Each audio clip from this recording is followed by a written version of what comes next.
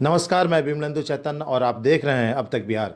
चैतन्य communications के समाचार प्रभाग में आपका स्वागत है। हिंदुस्तानी आवाम पार्टी के सुप्रीमो एवं केंद्रीय मंत्री जीतन राम मांझी ने विपक्ष के बिहार में सरकार रहे राष्ट्रीय जनता दल की ओर इशारा करते हुए कहा कि सुप्रीम कोर्ट ने यह साबित कर दिया है कि राजद अथवा यूपीए के कार्यकाल में घोटाले हुए थे।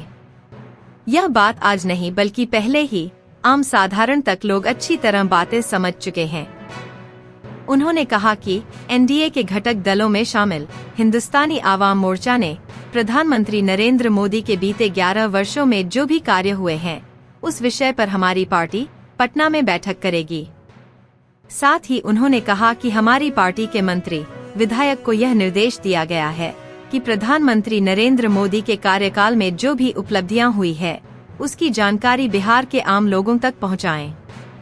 उन्होंने कहा कि देश की रक्षा, सुरक्षा और स्वाभिमान के लिए जो भी कार्य प्रधानमंत्री नरेंद्र मोदी के कार्यकाल में किए गए हैं उन सभी बातों को लेकर हम जनता के बीच जाएंगे। देश की सुरक्षा को लेकर ऑपरेशन सिंदूर के अलावा मुस्लिम महिलाओं की स्वाभिमान के लिए 3 तलाक को समाप्त किया जाना मुस्लिम महिलाओं के लिए एक सुखद अनुभूति है। उन्होंने कहा कि देश आर्थिक मजबूती के क्षेत्र में आज चौथे पायदान पर है। प्रधानमंत्री के नेतृत्व में हम वर्ष 2047 तक प्रथम पायदान पर होने का संकल्प लेते हैं।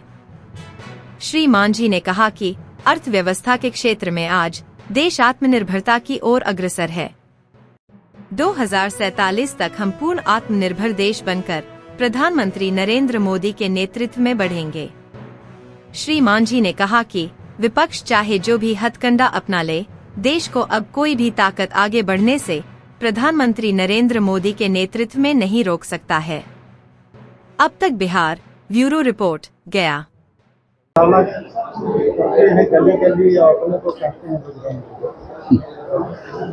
अब देखिए, बात तो है, जहाँ तक अब यहाँ पर बहुत प्रकार के लोग हैं, ऐसा प्रश्न आप लोगों से आप नहीं पूछना चाहिए, क्योंकि एक डायरेक्ट हिट करने वाली बात है।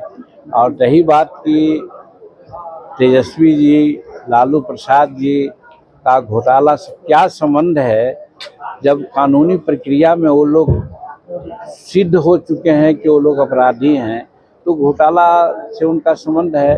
तो इसलिए उनके बारे में जो घोटालेबाज हुए हैं, जिनको सज़ा मिल चुकी है, पुनः फिर घोटालेबाज कहना या कोई बात करना वांछित नहीं होता है।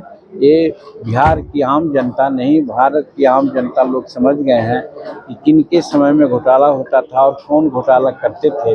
इसलिए तेजस्वी जी की बात करते हों या किन्हीं की बात आप करते हों, तो ये तो न्यायालय के द्वारा ऑलरेडी प्रूव्ड है, सिद्ध है।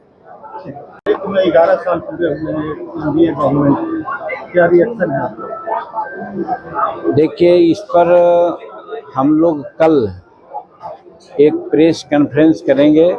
सभी मंत्रियों को कहा गया है कि अपने क्षेत्र, अपने राज्य और अपने विभाग के संबंध में 11 साल की जो उपलब्धियां हैं उसको गिनाया जाए, कहा जाए।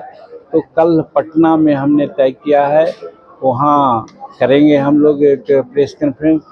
और जहाँ तक यहाँ की बात, आपके सामने की बात है, तो हम समझते हैं कि 11 साल में ऐसी ऐसी बातें घटी है जिसको हम आप सब लोग याद कर सकते हैं।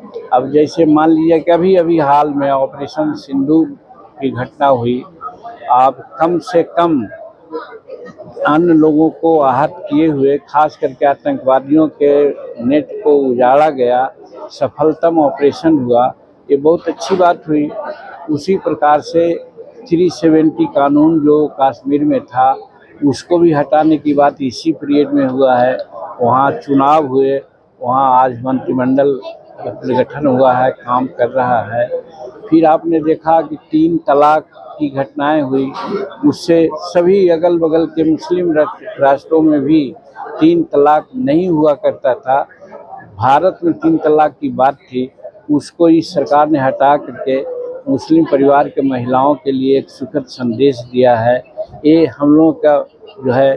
उसके बाद आप जोड़िए, राम मंदिर के चलते बहुत तरह की बातें हुआ करती थी, राम मंदिर बनके तैयार हुआ, उसका शिलान्यास हुआ, उसका हर तरह से पूजन हुआ।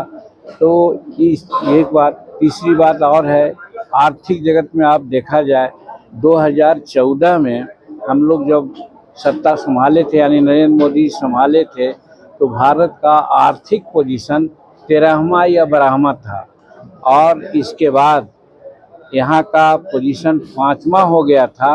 अभी अभी हाल में जापान को पछाड़ करके आर्थिक व्यवस्था में हम लोग चौथा स्थान पर आ गए हैं, और 2027 तक तीसरा स्थान में जाएंगे।